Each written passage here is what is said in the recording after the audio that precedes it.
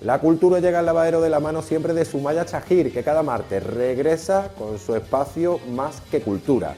Además, siempre viene muy bien acompañada por personajes del ámbito de la cultura de nuestro pueblo. No perdemos más el tiempo y damos la bienvenida a nuestra compañera Sumaya con Más que Cultura.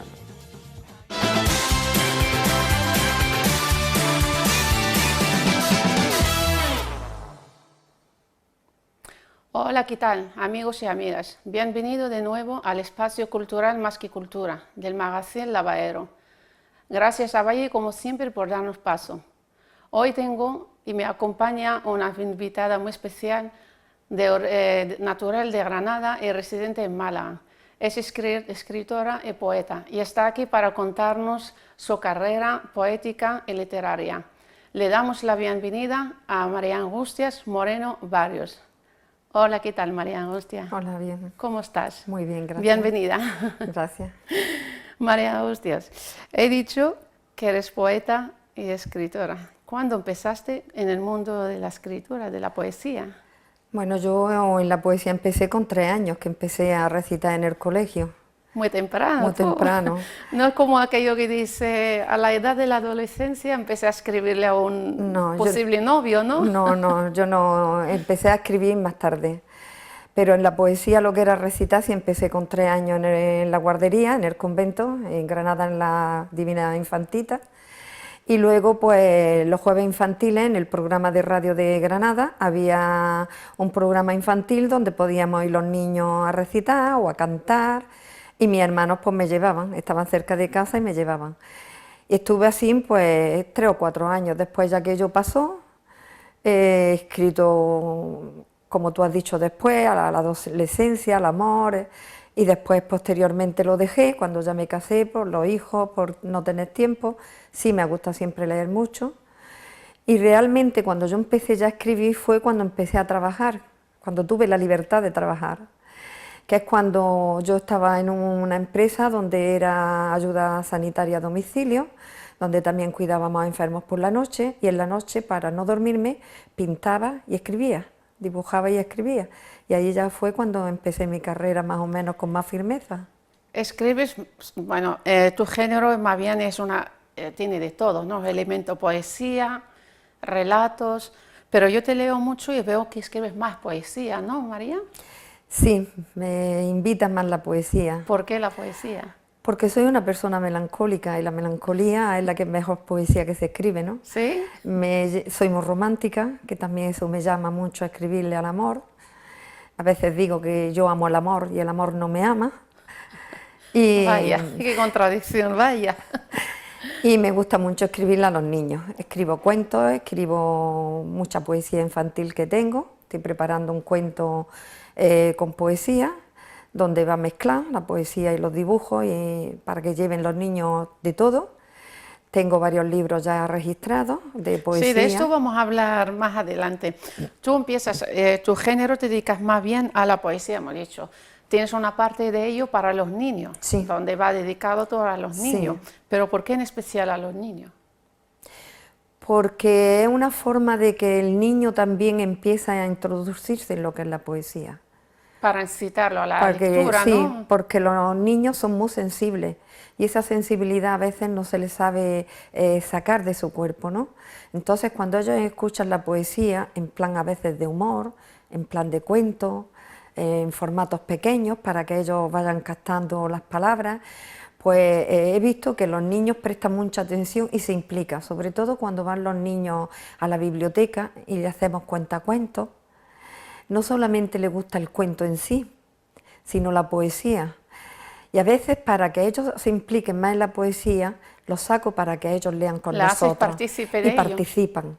Y les gusta, les gusta. Entonces eso me llamó a mí la atención porque yo llevaba poesía de Gloria Fuertes, de algunos autores, de Carmen Gil, que tiene una poesía preciosa, pero después me di cuenta de que cuando le dices, la he escrito yo, los niños todavía se entusiasmaban más porque tenían a la autora delante. Claro, y eso juega mucho. A ellos les emocionaba ver una autora que escribe delante de ellos, ¿no? Y fue cuando me impliqué también en la poesía infantil y en el cuento. todo escritor, todo poeta, para escribir siempre tiene un libro, un autor que ha influido en él. En tu caso, ¿qué autor o libro que ha influido en ti? Tengo muchos. Muchos. Muchos. Sí, también algunos. Pues de Seguramente son poeta todos. hoy, para relajarme un poco, estaba leyendo a José Ángel Buesa, que me encanta, me encanta. Me encanta también Vladimir Jolán, también tiene una poesía muy bonita. Machado, Hernández. Volvemos a decir poesía. Poesía. Estamos ahora Poesía. mismo Pesa más la poesía que los relatos. Sí, a veces sí. Sí, ¿no? Porque muchas veces un poeta te ha despertado lo que es un pequeño relato o un microrelato, ¿no? ¿Cómo es eso? Pues Vamos no a lo sé. explicarlo, ¿cómo es esto? Pues a veces encuentras alguna palabra que te despierta como un pequeño chip y dices, ay, pues de esto puedo hacer un pequeño relato, ¿no? O un microrelato, con una simple palabra. Sí, entonces tú eres de lo que hemos estado comentando antes, tú eres de esto que va siempre con la libreta y donde le ocurre una palabra, una expresión, la anota y luego le va desarrollando, es así, ¿no? Sí. En tu caso también, ¿no? Sí, muchas veces. De hecho, hoy maquillándome he grabado una poesía y la he escrito en el ascensor. ¡Qué barbaridad! Bajando el ascensor. En el ascensor. Y para escribir un libro que necesitas. Pues a veces te pones y en un rato puedes hacer varias poesías, después tienes que, como es lógico, dejarlas que se asienten para después otra vez retomarlas, siempre hay palabras que tienes que rectificar.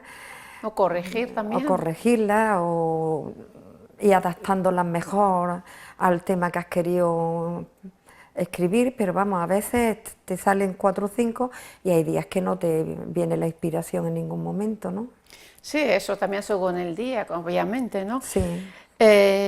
María Angustias, ¿tú escribes según las circunstancias? Antes te presentaste que escribes al amor, más bien más a la melancolía, ¿no? Porque dijiste una expresión que quieres al amor, pero el amor no te quiera. Pero imagino que habrá más sentimiento, no solo esto lo que tú piensas, ¿no? ¿Escribes según las circunstancias? No, a veces siempre el carácter o el día te influye mucho, ¿no? El Hay días ánimo, que está ¿no? el ánimo, El claro. ánimo. Hay veces que está un poco eufórica y escribes poesía más de humor, ¿no? El día que estás más melancólica, pues la Entonces tú nostalgia. escribes según cómo está tu estado. Sí, eso te Lo que influye. refleja tus escritos, lo que tú vives, ¿no? Sí, a veces sí. Yo creo que todos los poetas llevan mucho de sí en su poesía. No se escribe al azar, se escribe en ese momento, ¿no? Hombre, dice que el poeta, para escribir poesía, no solo escribe los sentimientos. No sé si tú coincides en esto o no, Sí, ¿no? sí. Pero parte de la poesía, la mayor parte, lleva el sentimiento. Es un aditivo, como yo diría, es un aditivo que no le falta. Sentimientos, circunstancias que pasan en la sociedad, ¿no? También Sí. son cosas que pueden pasar en la sociedad, como es el caso de, hay muchos poetas que escriben contra la guerra, ¿no? En tu caso, volvemos a decir el amor, la melancolía. Y La guerra también escribo mucha poesía social. he leído muchas cosas tuyas sobre eso. Cuéntanos eso, ¿cómo tú te dedicas a escribir? Porque he leído sobre ti y escribes mucho sobre este tema, lo que es la sociedad, la guerra, lo que estamos viviendo por desgracia hoy, se vive en ciertos sitios, ciertos lugares del mundo, que es la guerra, que afecta a niños. El niño y el anciano, para mí son los dos seres humanos más... Tu debilidad, Sí, tu debilidad. porque son los más débiles. El niño porque se encuentra con algo que no comprende y el anciano porque no tiene ya la fuerza como para luchar contra la injusticia, ¿no? Son dos de los temas que más me preocupan. No sé si a mí eso también me ha llegado porque en nuestra infancia de los niños de la posguerra también convivimos con episodios bastante extraños, bastante difíciles, ¿no? Volvemos a decir, son otras experiencias Otras tuyas, experiencias, que tú las has claro. vivido y ahora las estás reviviendo, pero reflejada en otro, Sí. como es el caso que yo sé que tú escribes sobre lo que ocurre por Siria y por los niños Sí, que sí, viven en la guerra en general, ¿no? Sí, sí, sí. Pero ¿qué es lo que te causa, sinceramente, y te empuja a escribir por ellos, sinceramente? Pues escribo simplemente para llamar la atención de que los que están luchando, los que están huyendo, no son diferentes a nosotros. Sin duda, estoy de acuerdo contigo. El Son que hable en otros otro humanos como idioma, nosotros. el que piensen de otra forma, no quiere decir que no sufran, que no lloren, que no quieran proteger a los suyos, que no necesiten una mano amiga, que no necesiten un hombro para descansar sus penas.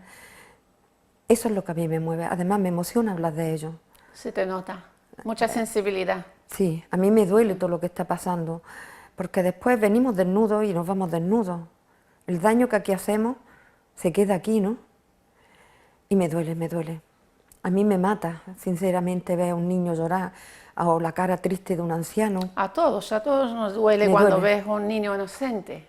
Un niño inocente, como tú bien dices, un niño inocente no tiene armas, no tiene instrumentos para poder defenderse. Y No. el anciano le falta, tiene Fuerza. experiencia, puede tener armas, pero no tiene fuerza. No tiene la fuerza. Y para ello muchas veces los escritores, los críticos literarios, los poetas, a través de ese escrito lanzáis, a través de vuestro verso lanzáis como estos versos como para ayudar, apoyar, ¿no? Como protesta. Y para ser visible a esas personas también, ¿no? Porque a veces con nuestra poesía hacemos visible su dolor, ¿no? Así es. Yo así creo es. que a través de nosotros ellos expresan lo que sienten, ¿no? Y para eso te tienes que poner en su lugar. Si yo fuese... No te quedo tan triste porque te sensibilizas mucho con este tema. Sí. Voy a preguntarte, ¿perteneces a algunos colectivos poéticos? ¿Escribes con alguna revista en concreto? Cuéntanos. Colaboro con la revista Hércules, de Algeciras, De Algeciras. Utopía de las Artes, la AME, el Sindicato de Escritores. ¿Y qué escribes? Volvemos a decir lo mismo. ¿Siempre escribes con las mismas revistas y con los mismos círculos? ¿Escribes la misma poesía? No, por ejemplo, en el Sindicato de Escritores está haciendo estudios sobre la poesía islámica. Fíjate. Desde el siglo X, con Dunas Ben Labrat. O sea, que estáis investigando. Sí, sí, sí. Me encanta. Además, es una poesía muy real. ¿Y por qué? ¿Por qué la poesía islámica? Que Pues la no clásica me consta, porque yo tengo un libro de 60 y tantos años de poesía clásica y no lo entiende cualquiera. Puede que porque tengamos todavía algo del mundo islámico en nuestras venas, Huellas, ¿no? La huella, Las las huellas raíces, nuestras. ¿no? Ten en cuenta que de Granada fueron ya los últimos reductos que quedó de los árabes y del mundo islámico. La poesía árabe, la gacela, la casilda, son poesías muy llanas, muy sencillas. La gacela Pero sabes que es el profunda, amor, pero son muy profundas. Muy profunda. Muy profundas. Y por eso te digo, yo tengo el libro, pero la mayoría escribían ya solo dedicándose al amor, que es todo lo contrario ahora. Es así, ¿no? El otro día estuve leyendo a un poeta que no lo conocía y le tiene una poesía preciosa escrita a mi gran poeta, a mi favorito, García Lorca. Y yo me pregunto cómo ellos tan lejos captaron el dolor que tenía el pueblo granadino cuando mataron a Lorca, ¿no? Tenía que habérmela traído porque es preciosa. Porque la historia forma parte de la historia, ¿no? Pero es que capta de una forma el dolor que tenemos los granadinos por aquella injusticia, que yo digo, cómo una persona tan lejana es tan cercana al mismo tiempo con nosotros, ¿no? Y la verdad que me sorprendió, no lo conocía, no había leído nada de él, pero me sorprendió ese poema. Y hay otro poeta iraquí que habla de cómo se está masacrando su pueblo, ¿no? Y en una de las estrofas dice, extranjero, ven, come de mi tierra, llévate mi sangre, pero deja a mi hijo. Esa parte me emocionó mucho, ¿no? Porque es como el grito que tiene esa persona para que hagan lo que quieran, pero que sus hijos permanezcan a su lado. Que no los toquen. No los toquen. Y es un poeta que también lo estoy estudiando y me gusta mucho, me gusta mucho. ¿Y cómo se llaman estos poetas? Que a mí esos no me poetas consta. Es que te tengo que mandarlo eso porque los descubrí anoche. Sí, los descubrí anoche. Bueno, volvemos al tema de que escribes con colectivos, revista, la de Hércules de nuestra Paloma Oma en Algeciras, que desde aquí le mando un beso. Y yo te pregunto, ¿cuándo ¿Cuándo fue tu primera participación pública? Independientemente de los 3 años, participabas en los coros, te llevaba tu hermano a participar hasta los 12 años que volviste a retomar, pero cuando tú tienes ya más tiempo para ti, después de tus responsabilidades familiares, retomas para escribir. ¿Cuándo fue tu publicación y tu intervención pública? Pues fue de casualidad. Fuimos una tarde a tomarnos un café al Pimpi. En Málaga. En Málaga. Y estaba el sindicato de escritores, tenían una reunión, que ellos se reúnen todos los lunes, y estaban leyendo. Y yo pues me senté allí con mi café a escucharlo. Y entonces estaba el doctor Urbaneja, y se quedó mirándome, dice, ¿usted no lee, señora? Digo, no, porque yo no traigo nada, ni lo que yo escribo, la verdad tampoco creo que está a la altura de ustedes. Dice, pues lee algo mío. Y me dio un poema suyo y lo leí. Entonces me invitaron a ir por los lunes al Pimpi, a escucharlo, a participar con ellos, y estuve por lo menos 6 meses que no leía nada mío, leía a otros poetas, hasta que un día pues el doctor Urbanejas me quitó el libro que llevaba, dice, hoy empieza a leer tú, y si no traes nada, tuyo, el lunes te lo traes. Y ese día no me dejó que leyese, y al lunes siguiente ya empecé a leer lo mío, y fue una cosa así, sin esperarlo. ¿Cómo fue esta experiencia? Fue una experiencia bonita, ¿no? Porque fue alguien que, ya por desgracia no está con nosotros, era muy buen poeta, pero según él había visto algo que yo podía sacar de mí y yo no lo sabía, ¿no? Entonces ahí fue cuando yo ya empecé. ¿Y tú notaste entonces en aquel momento que cuando lees poemas de otro es distinto cuando lees los tuyos? Sí, sí, es distinto. Es distinto. Pero no sé por qué los poetas cuando los lees también te identificas un poco con ellos, ¿no? Te identificas con su estilo, ¿no? Sí, con su estilo. Y Walt Whitman escribía como él quería, una poesía muy libre, pero luego cuando empiezas a analizarla es una maravilla y te identificas con él. Yo creo que todos los poetas tienen un algo de ti y tú tienes un algo de ellos. Sí, hay algo que se comparte, sí, ¿no? Sí, que mutuamente, ¿no? María, has quedado finalista en varios premios de poesía. Voy a citar aquí uno de ellos. Primer premio de microrrelato de la COPE. Sí. Cuéntanos, ¿cómo fue aquello? Aquella participación que ya pasó unos añitos. La participación fue gracias a María Carretero, que es la que me animaba, y es la que me anima que presente algo para los concursos. Y a mí me gusta escribir, que tengo ya registrado un libro que lo titulo Anoche tuve un sueño, y siempre es metáforas para que vayan aprendiendo los niños a escuchar a las personas mayores, porque tienen una enseñanza al cómo no se tiene que destrozar el medio ambiente, cómo no podemos desear lo que no podemos llegar a hacer, ¿no? Y a ella le gustaba mucho que yo le pase, digo, mira María, lo que he escrito sobre una nube. Dice, mándalo, digo, no, porque no es un relato de lo que están pidiendo. Sí, sobre una nube que quería jugar en el mar, una nube que quería ser agua, una nube que quería fantasía, ¿no? Entonces la tormenta le habló y le dijo cómo podía llegar al mar, pero lo que nunca le dijo fue que el sol volvería a hacer la agua y volvería a hacer nube. Un diálogo entre la nube y la tormenta. Apto para los niños y precioso. Para todo. Para los niños seguramente querés. Y entonces te presentas con este microrelato. Lo mandé y me dieron el primer premio sin esperarlo.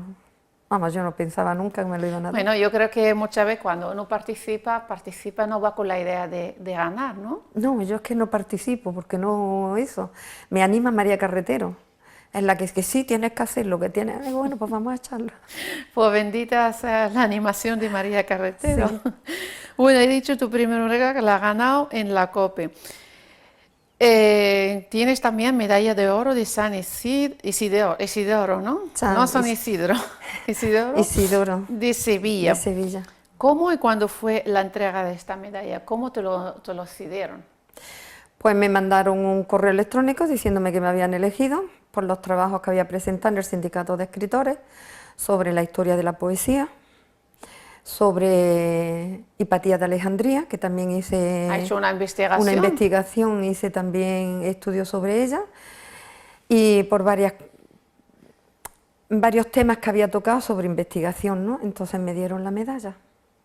Y vuelvo a decir, has mencionado que sobre la poesía de Alejandría, creo, ¿no? ¿Por qué Alejandría, en concreto Egipto? Bueno, Hipatia de Alejandría fue una pensadora, fue matemática, fue una estudiosa, más que poeta. De poesía yo conozco solamente, encontrar una, pero era una mujer y murió por ser mujer. Por desgracia. Por desgracia. Entonces, cuando yo conocía su historia, de haberla leído en el colegio de joven, siempre me llevó a algo hacia ella, ¿no? Te llamaba algo de ella, Algo ¿no? de La ella me atención llamaba, de... ¿no? Una mujer que fue capaz de inventar el astrolabio, una matemática que en aquellos tiempos fue una eminencia y que a través de los siglos, después de la muerte que tuvo, sigue viva. Sigue viva porque los poetas, como tú, por ejemplo, le hacen suscitar a través de vuestro... Y porque no han conseguido matarla, ha pasado como con Federico o como Miguel Hernández, no muere el poeta. El poeta, aunque lo maten, nunca muere. Sigue vivo entre... Entonces, las grandes personas, los grandes personajes de la historia, no mueren porque han sido grandes, dentro de una sencillez. Porque cuando tú lees la historia de Hipatia de Alejandría, era una persona sencilla con todo el mundo. Y eso también me trajo a mí momentos de todo lo que pasa a través de los siglos con la mujer. Siempre maltratada, siempre oculta, poetas que han escrito y han firmado a los maridos, mujeres que han estado relegadas a un segundo plano después de que ellas eran las que verdaderamente ¿Eso sigue ocurriendo merecían. Actualmente? ¿Notas Sí. tu diferencia entre poeta masculino y poeta femenino? Sí. ¿Sigue existiendo? Sí. ¿En qué lo notas tú? Pues lo notas cuando vas a un recital. Tú observas que siempre hay más poetas masculinos que femeninos. Por eso yo en mi grupo, el grupo 21, cuando hago algún evento, tengo la variedad, tengo mitad y mitad. Tú tienes igualdad, haces un equilibrio entre el sexo femenino y el masculino, ¿no? Sí, porque la voz del hombre se complementa con la voz de la mujer. Los poetas es un complemento. Hicimos una vez un evento que era cruce de poemas. El hombre leía el de la mujer y la mujer leía el del hombre. Intercambiar. Y lo intercambiábamos. Y la diferencia simplemente era nada. Pero tenía porque un mensaje. La sensibilidad... Tenía un mensaje. Claro. El gesto claro. ese de hacer intercambiar entre poemas, entre compañeros de sexo masculino y femenino, tenía un mensaje, ¿no? El mensaje es que no había la diferencia. Eso Porque es, cuando leía al hombre el de la mujer, se le notaba la sensibilidad que lleva al hombre. El hombre también tiene parte femenina y la mujer también tenemos parte masculina. Con lo cual, a la hora de leer el poema del hombre, te sentía un poco como él. Y el hombre, cuando lee el poema femenino, se siente un poco femenino. El papel de la mujer. El papel que va intercalando. Y aquello, pues la verdad que estuvo muy bonito. Muy bonito. ¿Lo repetirás? Lo he repetido 2 veces y se han quedado la gente con ganas de volverlo a repetir. Habrá que hacerlo más, ¿no? Sí, quiero hacerlo y quiero hacer de nanas, que también me lo están pidiendo mucho. Otro evento que le dedicamos a la nana. Ese de la nana me lo tienes que explicar, ya. Ya. Sí, háblame de la nana. Pues la nana... Que tú lo que haces, organizas, coordinas eventos poéticos en ciertos lugares, que quiero que me lo comentas, como es el museo. Pues lo hacemos en Rebello de Toro, en el CAL hemos hecho la homenaje a la Sin Sombrero, en el MUPAN a la generación de los 50, en el PIMPE le hicimos a Federico García Lorca, en la 11 fue a Salvador Rueda y a Marifé de Triana. Luego, para mí la poesía no es un acto serio de protocolo. Para mí la poesía también es el estar entre amigos y en que sea un poco divertida para que también guste, ¿no? Entonces vamos buscando temas que sean exclusivos. Por ejemplo, hicimos en Rebello de Toro poesía, rapsoda, flamenco. Una mezcla. Una mezcla. Estuvo hermosa. Precioso. Y nunca se le había dedicado a la nana, a esa poesía tan infantil y con esa cadencia que es musical para dormir a los niños, ¿no? Entonces, pues se lo propuse al señor Elías de Mateo y le gustó y lo hicimos.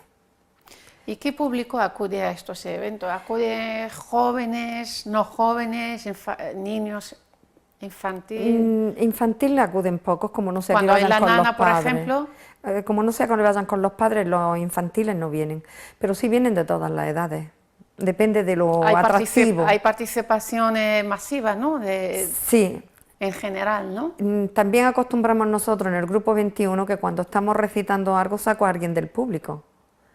Yo siempre les digo a mi gente, como yo digo, a mis amigos... Sí.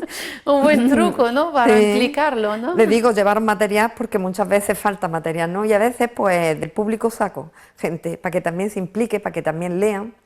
Y lo hago un poco más familiar, ¿no? En vez de un recital muy serio, pues un recital más implicado, más familiar. Para romper este puente, ¿no? Entre público y poeta. Sí, que no sea los poetas en lo alto del escenario y el público aquí abajo, ¿no? Sino que también suba el público con nosotros. Y que sea partícipe de ello. Y sea partícipe. Oh, la verdad es muy buena técnica, no se me ha ocurrido nunca. Pues sí, lo hacemos bastante. María, has publicado, como dijiste antes, en algunas antologías, es verdad, ¿no? Sí. Antología, cuéntamela, que yo no recuerdo, cuéntame tus antologías. Pues tengo antología en Ribalaje de la AME, en Hércules, como te he comentado. En Algeciras. Sí, en Algeciras, en Utopía de la Arte. He colaborado en microrrelatos y en poesía con los libros que llevamos en Utopía de Trébol, que es una colección que va saliendo cada X tiempo. Luego también he colaborado en Ágora, también he publicado, hace ya muchos años. Y hemos hecho un libro de la memoria histórica. Que tienes ahí en la mano. Que tengo aquí, Abriendo Camino a la Libertad. Cógelo, que lo vamos a enseñar a cámara. Que en la Biblioteca Manuel Tolaguirre, donde nos reuníamos, pues Rosa María Vadillo nos dijo, la escritora, que hiciésemos unos pequeños relatos de algo que se nos ocurriese. Perdón. Y todos coincidimos en la memoria histórica. Entonces, pues ahí nació un libro donde 6 poetas, escritores, pues hemos contado nuestra experiencia. ¿Todos mujeres, todos hombres? No, hay hombres y hay mujeres también. Exacto, eso quería saber. Como sé que tú vas por la igualdad, ¿te apetece leernos algo que contiene el libro que es tuyo? Bueno, pues yo se lo dediqué a la renuncia de un artista. Vamos a escucharla. Cuando nuestros mayores empiezan a contarnos sus historias, estas no suelen ser inventadas. Son hechos reales que han vivido y sufrido en sus propias carnes. Ellos que han sellado sus vidas y han ido rayando sus almas, como la pluma con la punta partida que sin tinta rota, tan solo dejan un surco que intentan escribir con ella. A muchos les robaron su juventud y sus ilusiones sin haber tenido la oportunidad de descubrir lo que era el mundo y probar sus talentos. Los que hemos sido niños de la posguerra sabemos lo que decimos. Nuestra memoria trae ráfagas, frases y gestos de nuestros mayores que por miedo callan. Pero las miradas cómplices de sus amigos y vecinos los dilatan al recordar casi en silencio la tragedia vivida y compartida de la guerra. Si quieres, ¿te apetece leer el siguiente? Muy bonito. Mis padres no han sido los únicos que han sufrido y callado. A veces, en los fríos de invierno de Granada, cuando estábamos sentados alrededor de la mesa camilla, se le escuchaban algunas de esas historias que les había pasado a otras personas que les contaron a ellos. Precisamente aquel invierno entre el 54 y 55 fue muy crudo. Las nieves cubrían la ciudad llenándola de belleza, pero las casas no estaban preparadas para tan bajas temperaturas, ni siquiera existían las estufas. Con el fin de mitigar aquel frío horrendo, nos reuníamos en torno a la mesa con las manos debajo de los brazos para calentárnoslas mejor. Esa noche mi madre empezó a contarme una historia que por supuesto no le había sucedido a ella. Muy bonito, se refleja ahí que es una experiencia vivida familiar tuya, ¿no? Luego a mi padre era un gran escultor, un gran pintor. Él no pudo por pillarle la guerra en la República. Yo le escribí este poema, si me lo permite. Sí, te permite, adelante. Manos de pintor. Manos maduras que acariciasteis con ternura mi pelo. Manos duras por el trabajo, pero suaves como el terciopelo. Manos sabias que pintasteis la naturaleza y su imagen en el cielo. Hombre de sienes blancas, de escaso pelo, y corazón tan grande que apenas te cabe en el pecho. dedos largos que al mármol tallaste y dándole formas de rosas, manos, pies y hermosos cuerpos, dando vida a tus modelos. Madera que en tus manos fue masa suave de panadero, con ella hiciste que los santos bajaran del cielo.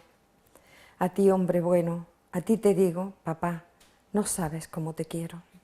Sensibilidad, emoción, recordando Sí. tu padre, ¿no? Mi padre venía de una familia de escultores, de pintores, de escritores. Artista.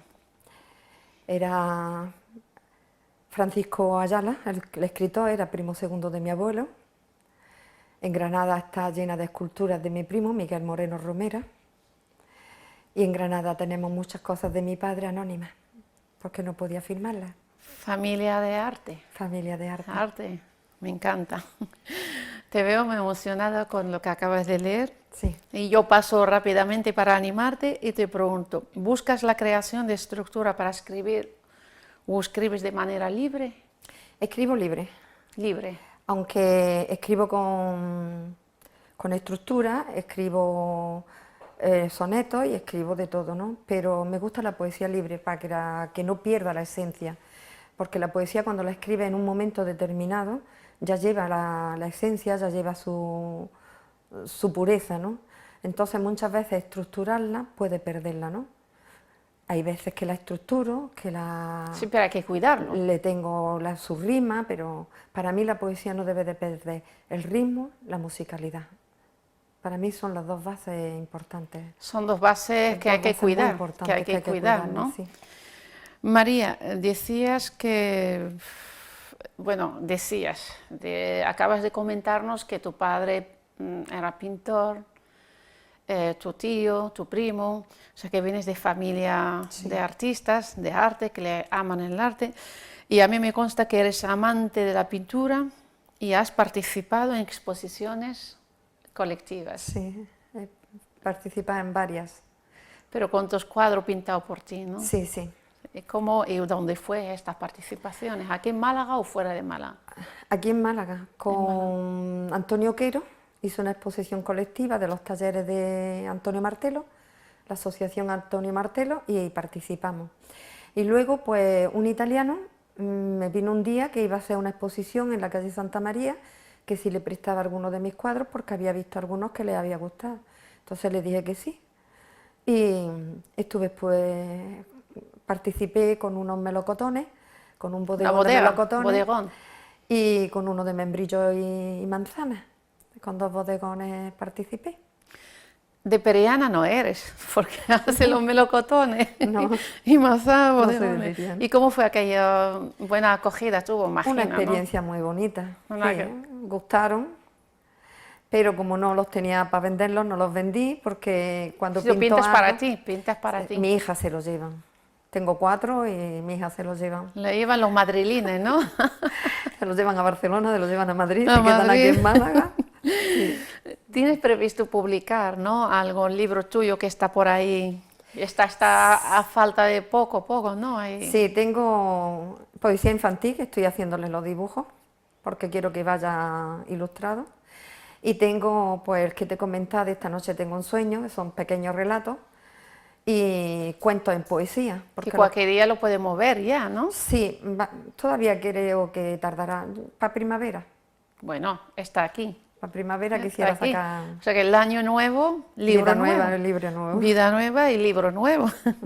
Actualmente, como dije yo mencioné antes, actualmente coordinas el programa de Manolo Reina. No, actualmente ¿O participaba? participé como coordinadora en la En radio Onda suya. En con la Onda poesía, Azul, radio de, sí. sí. Llevaba que el programa, el espacio que era la radio es tuya, ¿no? Sí. Mm. ¿Qué es lo que ofrecía este programa en concreto? Imagino que invitabas a Pues invitábamos a todas las voces poéticas malagueñas, malagueña. malagueñas y no malagueñas que vivan aquí, ¿no? Porque claro, el desplazamiento, porque para mí lo importante es que todas las voces tengan Bueno, era se por escuchan. comodidad, porque son Sí. de Málaga por cercanía, pero estaba abierto a quien quiera. Siempre que viviesen en Málaga, lo mismo me daba a quien fuese, siempre que escribiese sus propios poemas, ¿no? Y le daba oportunidad a voces nuevas de cantautores.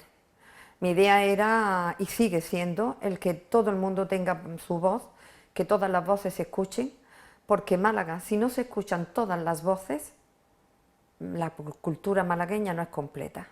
Sí, que este espacio se ha creado para manifestar las voces poéticas, ¿no? Sí. De los malagueños Sí. y las malagueñas. Sí. También coordinas actualmente, creo que también, eso, las voces poéticas como ha hablado.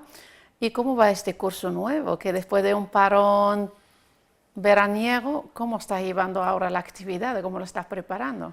Pues muy... Que me consta que mañana tienes uno de ellos. Muy a prisa, porque han sido todas las salas Melanda en el mismo momento. Hemos hecho en Rebello de Toro, el Mupán, el Pimpi, el Cal. Ahora tenemos en Rebello de Toro encuentros con voces del mundo, con los pueblos del mundo. He querido que sean todas las voces que viven en Málaga, con lo cual tú estás invitada. Está Aisha Roche, está Caterina invitada, está Carolina también, un italiano, está Kofi Eric de Costa de Marfil. Culturas, de varias culturas. La voz del poeta toda es igual, lo mismo que todos los seres somos iguales, ¿no? Entonces, lo que los políticos rompen en los despachos, que desunen al ser humano, el poeta lo une. Y yo quería unirlos a todos. Y mañana lo tenemos en Rebello de Toro a las 7:30. Pues muchísima suerte para este evento tan cultural que hace y todo lo posible para unir todas las culturas, los miembros que viven aquí en Málaga, entre ellos que tú has citado muchos de ellos que los conozco muy de cerca. Muchísima suerte. Gracias. Para mañana y para todo lo que venga para adelante, la primavera, el verano y todo, para estos libros que saldrán muy pronto. Muchísimas gracias. María Angustia, por estar aquí y compartir momentos culturales con nosotros en nuestro espacio. Muchísimas gracias. De nuevo, gracias a ti. Y siempre serás bienvenida aquí. Gracias.